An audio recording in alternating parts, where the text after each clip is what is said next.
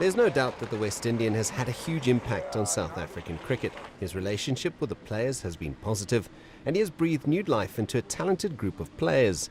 But the Protea coach could be on his way out if he fails to meet a key mandate in his agreement with Cricket South Africa. His contract was set up in a way that he has to win the World Cup for South Africa, and then they'll think about extensions or no extensions. So for him, I think it's still business as usual, and they'll probably think about what happens to his future after the World Cup. Gibson's approach to the national team has been refreshing and has allowed many players to flourish on the international stage. He's brought in a whole new culture of giving guys chances, testing out new plans, playing aggressive cricket.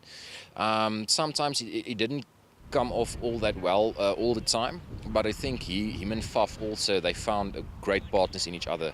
And I think with a partnership of Ottis and Faf, South African cricket can go from strength to strength. The plan has always been to experiment ahead of the World Cup, and the upcoming series against Sri Lanka will be the last opportunity for the former England bowling coach to mix and match. Unfortunately, he had a couple of guys out injured. JP Dumini, Lungingidi wasn't available for him. So I think in the Sri Lanka series, we'll get to see what is close to the makeup of the World Cup squad. South Africa have never won the biggest prize in world cricket, and although the Proteas have been a dominant force since the last World Cup, they go into the tournament as dark horses instead of title contenders. Cautiously, we can be excited. I don't think the Proteas are by a long shot the favourites for the tournament. I think India and England will be the favourites, and rightly so. But I think the Proteas should be able to make a semi-final spot. So I think if the batsmen can pull through, we do have the bowlers to do